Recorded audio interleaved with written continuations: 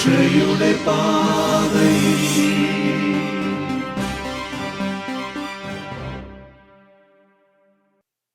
പിതാവിൻ്റെയും പുത്രൻ്റെയും പരിശുദ്ധാത്മാവിൻ്റെയും നാമത്തിൽ ആമേൻ. ഈശോ മിശിഹായ്ക്ക് സ്തുതിയായിരിക്കട്ടെ. നമുക്ക് എല്ലാവർക്കും ഒന്ന് എഴുന്നേറ്റ് നിൽക്കാം. എഴുന്നേറ്റ് നിന്ന് നമുക്ക് ഒരു പ്രാർത്ഥനയോടുകൂടി ഇന്നത്തെ ക്ലാസ് നമുക്ക് ആരംഭിക്കാം. കർത്താവായ ഈശോയെ, പുതിയൊരു ദിവസം ഞങ്ങൾക്കായി നൽകിയതിനെ ഓർത്ത് ഞങ്ങൾ അങ്ങേക്ക് നന്ദി പറയുന്നു. ഇന്ന് വിശ്വാസ പരിശീലനം നിർവഹിക്കുന്ന ഞങ്ങൾ ഓരോരുത്തരെയും അങ്ങ് അനുഗ്രഹിക്കണമേ.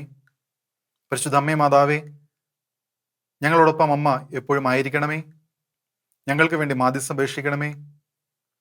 നിത്യം പിതാവിൻ്റെയും പുത്രൻ്റെയും പരിശുദ്ധാത്മാവിൻ്റെയും നാമത്തിൽ ആമേൻ. പ്രിയമുള്ളവരെ, കഴിഞ്ഞ ക്ലാസ്സിൽ നാം എന്താണ് പഠിച്ചത്? കഴിഞ്ഞ ആഴ്ച വിവാഹം എന്ന കൂദാശയെക്കുറിച്ചായിരുന്നു നാം മനസ്സിലാക്കിയത്.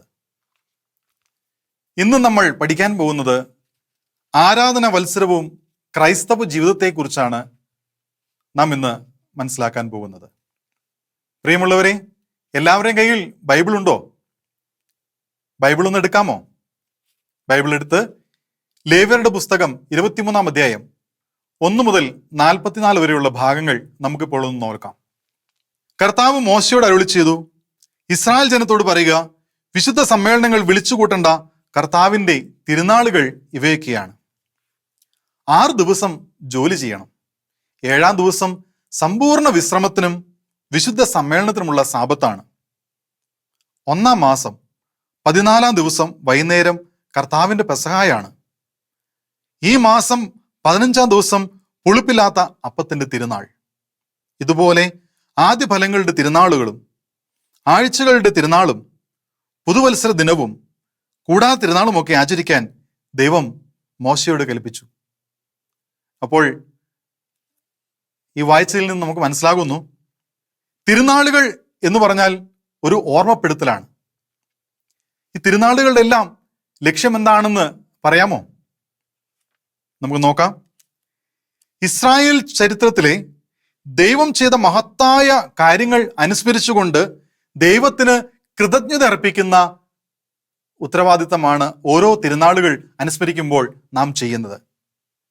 ഈശോ മിശിഹായിൽ പൂർത്തിയാക്കപ്പെട്ട ദൈവത്തിന്റെ രക്ഷാകര പദ്ധതി, അതിലെ ഓരോ സംഭവങ്ങളും നമ്മൾ ആരാധന ക്രമവത്സരത്തിൽ അനുസ്മരിക്കുകയാണ്. ഈശോയുടെ ജനനം മുതൽ ഈശോയുടെ ജീവിതം, ഈശോയുടെ മരണം, ഈശോയുടെ ഉത്ഥാനം എന്നിവയെല്ലാം നമ്മൾ ആരാധന ക്രമവത്സരത്തിൽ നമ്മൾ അനുസ്മരിക്കുന്നുണ്ട്. ആരാണ് ആരാധന പഞ്ചാംഗം ക്രമീകരിച്ചതെന്നറിയാമോ? പൗരസ്ത്യ സുറിയാനി സഭയുടെ പാത്രിയാർക്കീസ് ആയിരുന്ന ഈശോയാബ് മൂന്നാമനാണ് നമ്മുടെ ആരാധന പഞ്ചാംഗം ഇപ്പോഴത്തെ രീതിയിൽ ക്രമീകരിച്ചത്. അടുത്തതായി വിവിധ കാലങ്ങളെക്കുറിച്ചും അതിൻ്റെ പ്രാധാന്യത്തെക്കുറിച്ചും നമ്മൾ മനസ്സിലാക്കാൻ പോവുകയാണ്. ആരാധന ക്രമവത്സരം 9 ആണ് നമ്മൾ തരം തിരിച്ചിരിക്കുന്നത്. ഏതൊക്കെയാണെന്ന് നമുക്കൊന്ന് നോക്കാം. ഈശോയുടെ ജനനത്തിന് ഒരുക്കമായ മംഗളവാർത്താക്കാലം, അവിടുത്തെ ജനനത്തെ അനുസ്മരിപ്പിക്കുന്ന പിറവിക്കാലം, മാമോദിസ കേന്ദ്രമാക്കി ദനഹാക്കാലം, ഈശോയുടെ 40 ദിവസത്തെ ഉപവാസത്തെയും അവിടുത്തെ പീഡാനുഭവത്തെയും മരണത്തെയും അടിസ്ഥാനമാക്കി നോമ്പുകാലം, ഉദ്ധാനത്തെയും സ്വർഗാരോഹണത്തെയും അനുസ്മരിപ്പിക്കുന്ന ഉയിർപ്പുകാലം, പരിശുദ്ധാത്മാവിന്റെ ആഗമനവും സഭയുടെ പ്രവർത്തനവും അനുസ്മരിപ്പിക്കുന്ന സ്ലീഹാക്കാലം, സഭയുടെ വളർച്ചയെ സൂചിപ്പിക്കുന്ന കൈത്താക്കാലം, അവിടുത്തെ രൂപാന്തരീകരണവും രണ്ടാമത്തെ ആഗമനവും അനുസ്മരിപ്പിക്കുന്ന ഏലിയ സ്ലീവ മൂശാകാലങ്ങൾ, തന്റെ മണവാട്ടിയായ സഭയെ ഈശോ പരിശുദ്ധ പിതാവിന് സമർപ്പിക്കുന്ന പള്ളി കുദാശകാലം എന്നിങ്ങനെ 9 കാലങ്ങളായിട്ടാണ് സീറോ മലബാർ സഭ ആരാധന വത്സരത്തെ ക്രമീകരിച്ചിരിക്കുന്നത്.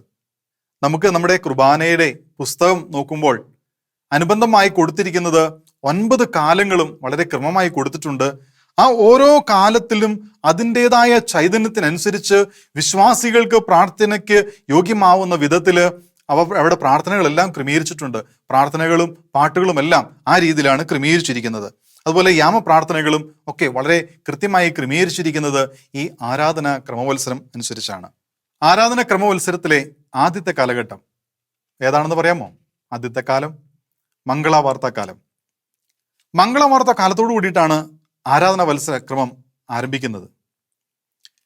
ഡിസംബർ 25 ആരംഭിക്കുന്ന ഈശോയുടെ ജനനത്തിന് മുൻപായി 4 ഞായറാഴ്ചകൾ വരത്തക്ക വിധമാണ് മംഗളവാർത്തക്കാലം ക്രമീകരിച്ചിരിക്കുന്നത്. ഡിസംബർ 1 തൊട്ട് 25 വരെയാണ് നാം നോമ്പ് അനുഷ്ഠിക്കുന്നത്. എന്നിരുന്നാൽ പോലും മംഗളവാർത്തക്കാലം ആരംഭിക്കുന്നത് ഡിസംബർ 25 മുൻപുള്ള 4 ഞായറാഴ്ചകൾ വരത്തക്ക വിധമാണ്. സുറിയാനി ഭാഷയിൽ അറിയിപ്പുകളുടെ കാലം എന്ന് അർത്ഥം വരുന്ന സുബാറ എന്ന പേരിൽ കൂടി മംഗളവാർത്തക്കാലം അറിയപ്പെടുന്നുണ്ട്. രക്ഷകനെ പ്രതീക്ഷിച്ചിരുന്ന മനുഷ്യവംശത്തിന് പ്രതീക്ഷയായി ഗബ്രിയേൽ ദൂതൻ പരിശുദ്ധ കന്യാമറിയത്തെ അറിയിച്ച ആ മംഗളകരമായ വാർത്തയാണ് മംഗളവാർത്താകാലത്തിൽ നാം പ്രത്യേകം അനുസ്മരിക്കുന്നത്. നാം ഓരോരുത്തരും പാപികളായിരുന്നിട്ടും ദൈവത്തിൻ്റെ അനന്തമായ സ്നേഹം നമ്മളിലേക്ക് ചൊരിഞ്ഞതിനെ ഓർത്ത്, രക്ഷകനായ ഈശോയെ നമ്മുടെ ലോകത്തിലേക്ക് നൽകിയതിനെ ഓർത്ത് പരിശുദ്ധ കന്യാമറിയത്തെ പ്രകീർത്തിച്ചുകൊണ്ടുള്ള പ്രകീർത്തനങ്ങളും ഒക്കെയാണ് മംഗളവാർത്താകാലത്തിൽ പ്രത്യേകമാംവിധം നാം ഓരോരുത്തരും അനുസ്മരിക്കുന്നത്. അപ്പം നമുക്ക് നോക്കാം മംഗളവാർത്താകാലത്തിൽ എന്തൊക്കെയാണ് നമ്മുടെ പ്രത്യേകമാംവിധം ധ്യാനിക്കുന്ന വിഷയങ്ങളൊക്കെ എന്ന് നമുക്കൊന്ന് നോക്കാം.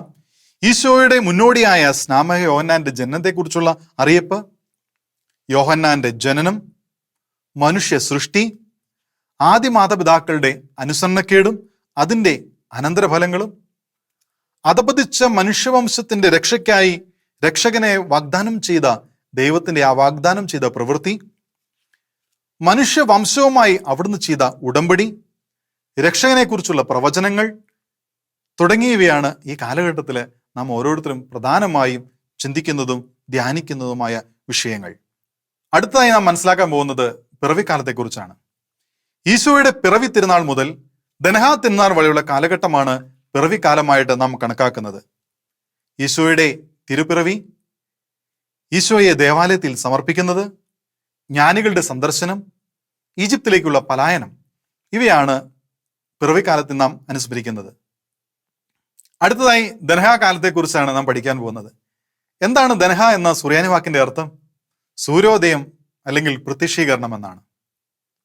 ജനുവരി 6 ആരംഭിക്കുന്ന ദനഹാ തിരുനാൾ, ആ തിരുനാളിൽ നാം പ്രത്യേകം അനുസ്മരിപ്പിക്കുന്നത് ഈശോയുടെ മാമോദിസ വേളയിൽ സ്വർഗം തുറന്നതും പരിശുദ്ധാത്മാവ് പ്രാവിന്റെ രൂപത്തിൽ ഈശോയുടെ മേൽ എഴുന്നള്ളി വന്നതും, പിതാവ് ഈശോയെ നോക്കി ഇവൻ എൻ്റെ പ്രിയപുത്രനാകുന്നു, ഇവന് ഞാൻ സംപ്രീതനായിരിക്കുന്നു എന്ന് പറയുന്നതും ആണ് ദനഹാ കാലത്തിൽ നാം പ്രത്യേകമാംവിധം അനുസ്മരിക്കുന്നത്. കൂടാതെ ഈശോയെ ലോകത്തിന് വെളിപ്പെടുത്തി കൊടുത്ത അപ്പസ്തോലന്മാരെയും വിശുദ്ധരെയും ദനഹാ കാലത്തിലെ വെള്ളിയാഴ്ചകളിൽ പ്രത്യേകമാംവിധം നാം അനുസ്മരിക്കുന്നുണ്ട്. ദനഹാ കാലത്തെ അവസാനത്തെ വെള്ളിയാഴ്ച ഈശോയ്ക്ക് സാക്ഷ്യം വഹിച്ച് മരിച്ചവരായ ഓരോ വ്യക്തികളെയും ഓർത്ത് നാം പ്രത്യേകം പ്രാർത്ഥിക്കുന്നുണ്ട്. അടുത്തതായി നാം പഠിക്കാൻ പോകുന്നത് നോമ്പ് കാലത്തെക്കുറിച്ചാണ്.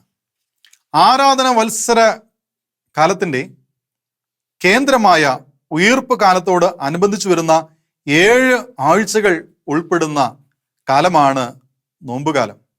മരുഭൂമിയിൽ പിശാചിന്റെ പരീക്ഷണങ്ങളെ അതിജീവിച്ച ഈശോയെ നാം പ്രത്യേകമാംവിധം ഈ കാലഘട്ടത്തിൽ അനുസ്മരിക്കുന്നു.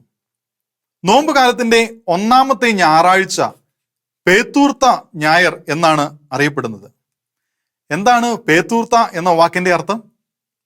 പേത്തൂർത്ത എന്ന വാക്കിന്റെ അർത്ഥം തിരിഞ്ഞു നോക്കൽ എന്നാണ്. പേത്തൂർത്ത ഞായർ പാതിര മുതൽ ഉയർപ്പ് ഞായർ വരെയുള്ള 50 ദിവസങ്ങളിൽ നാം എല്ലാവരും നോമ്പ് പ്രത്യേകമാംവിധം അനുഷ്ഠിക്കുന്നു.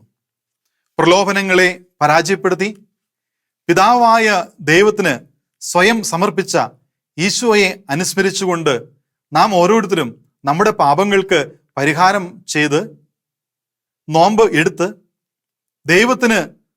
ദൈവത്തിൻ്റെ സ്നേഹത്തിന് അനുരൂപരായി ദാനധർമ്മങ്ങളും പ്രായശ്ചിത്ത പ്രവൃത്തികളും ചെയ്തുകൊണ്ട് ഈ നോമ്പുകാലം നാം ഓരോരുത്തരും കൊണ്ടാടുന്നു. അപ്പോൾ ഇതുവരെ നാം 4 കാലങ്ങളെക്കുറിച്ചാണ് പഠിച്ചത്. ഏതൊക്കെയാണെന്ന് ഓർത്ത് പറയാമോ?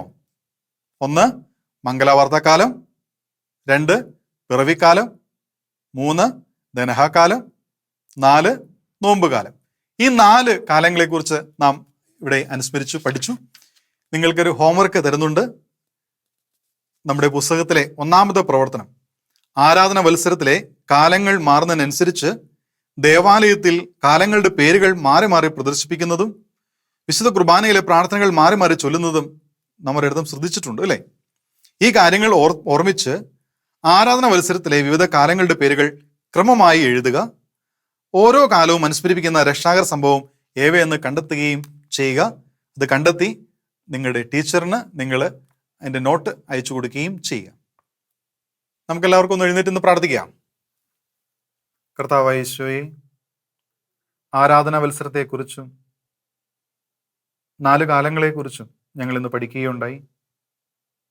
അവയെല്ലാം ഹൃദയസ്ഥമാക്കി ജീവിതത്തിൽ അത് പ്രാവർത്തികമാക്കുവാനും വിശുദ്ധ കുർബാനയിൽ സജീവമായി പങ്കെടുക്കുവാനും ഞങ്ങളെ ഓരോരുത്തരെയും അങ്ങ് അനുഗ്രഹിക്കണമേ. നിത്യം പിതാവിനും പുത്രനും പരിശുദ്ധാത്മാവുമായ സർവേശ്വര എന്നേക്കും ആമേൻ. ഈശോ മിശിഹായ്ക്ക് സ്തുതിയായിരിക്കട്ടെ.